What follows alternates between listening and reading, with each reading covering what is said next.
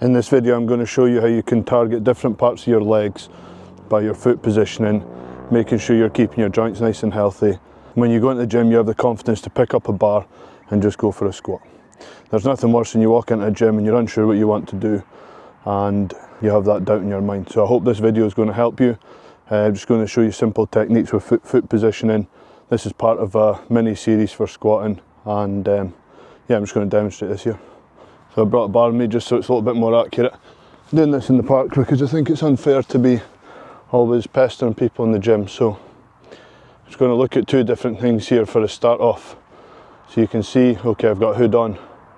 You can see there, that's my normal bar starting position. So when I'm starting with the bar on the top of my traps like that, this is more likely going to keep me in an upright squat position. When you're squatting upright like that, it is going to be more focus on your quads because you're going to stay upright more. You're not going to be so much hip hinging and it's going to be mostly knee flexion.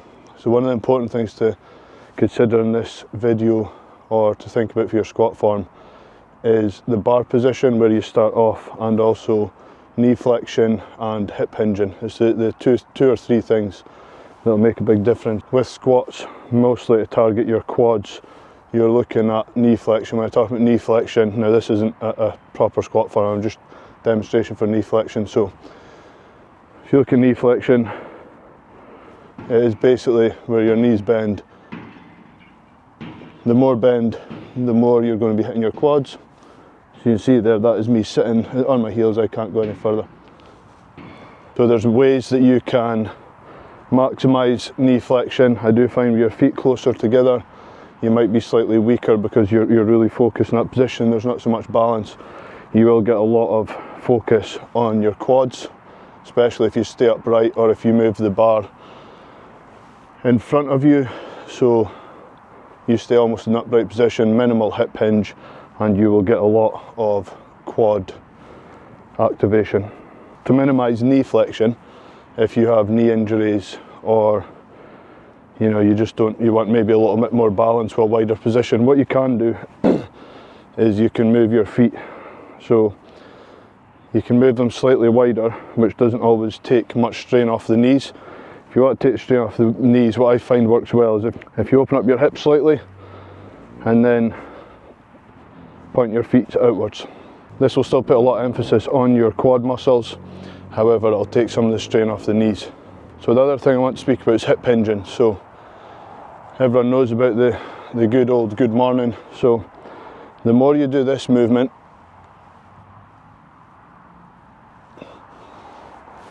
the more you're going to get glute and hamstring and lower back activation. As a rule of thumb, as we covered in the other videos, you always want the bar to be directly over your heels throughout the movement. Now the body moves in a way, so if my knees go out, my hips do go back slightly and the bar stays across there, that's fine. When people are telling you to lean forward to get more glute activation, more hamstrings, doing that, you are going off the centre of gravity and you want to tip forward. So one of the ways you can do that to keep the bar over the centre of gravity is, I'm not very good at this because of my shoulder flexibility, but you can lower the bar. Now you can see that the bar is sitting on my mid traps, so you can lower the bar down there, and that way now when you bend at the knees and go forward, I can feel that much more in my glutes, but the bar stays over the centre of gravity. I was looking down there just making sure the position was okay. I never squat like this. A lot of people as well will stop parallel with this position. It's more of a powerlifting stance because you can do a lot more weight like this. So I prefer the bar more upright. I've had a lot of problem over the years with my lower back. I still have a lot of back injuries. They're never going to go away. So for years I've struggled with lagging quad development, hamstring development. 4 or 5 years ago my legs were much better than what they are now. That's why you'll see me quite often doing a lot of unilateral work to minimise the strain on my spine. So yeah, so when you are doing this, so you can go for an extremely narrow stance, and you'll get maximum knee flexion.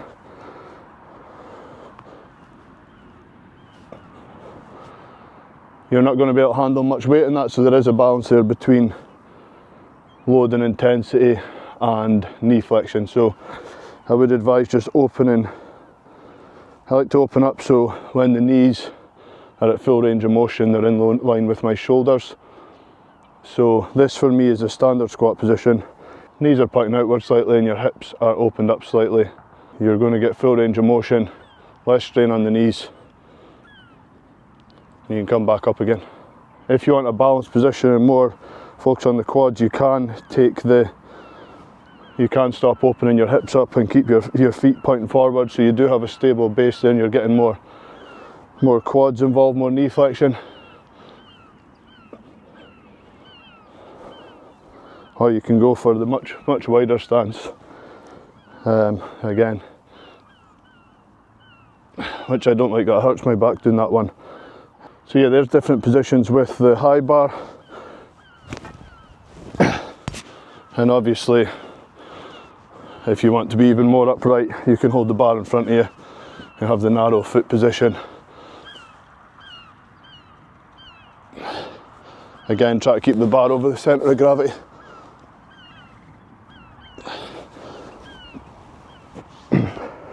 That's really, most of them do have more focus on the quads. If you're more focused on glute activation, so you've got these seagulls. If you're more focused on glute activation, you know, you can roll the bar down. You obviously wouldn't roll the bar down, but you'd start off with the bar further down. You wouldn't hold it like I am here. I'm just doing this because of my shoulder flexibility.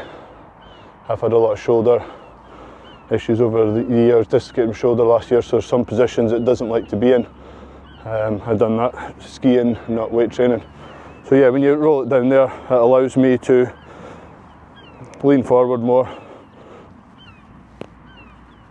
and I can feel that much more in my glutes, but the bar should still be over my heels.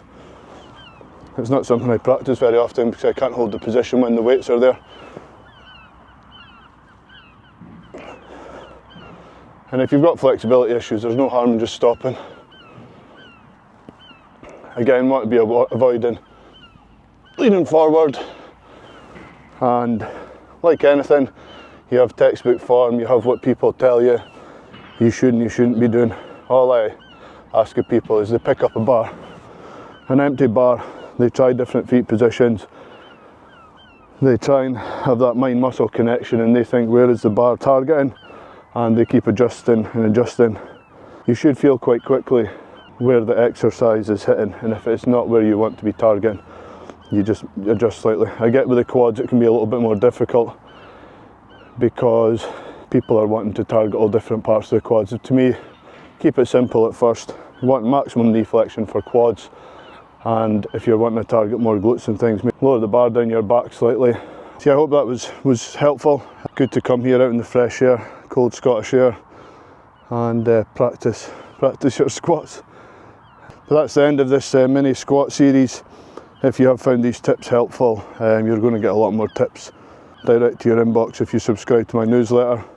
If you want more top tips like this direct to your inbox, subscribe to the link below.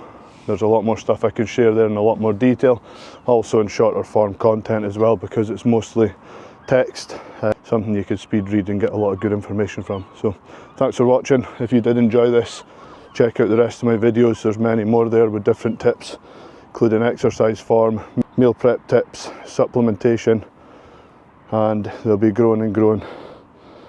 So thank you.